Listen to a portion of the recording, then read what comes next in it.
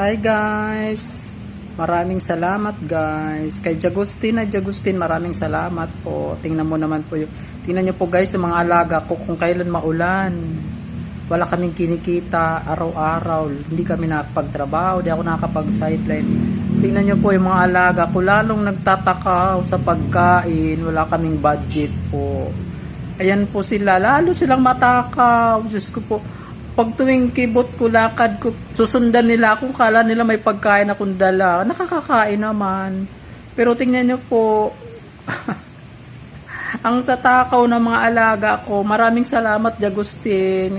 Kasi di mo kami pinababayaan. Ikaw yung nakakasurvive sa amin araw-araw ngayon. Maraming salamat sa iyo. Wala po ako talaga kinikita araw-araw. Maulan. At saka yung sideline ko lahat.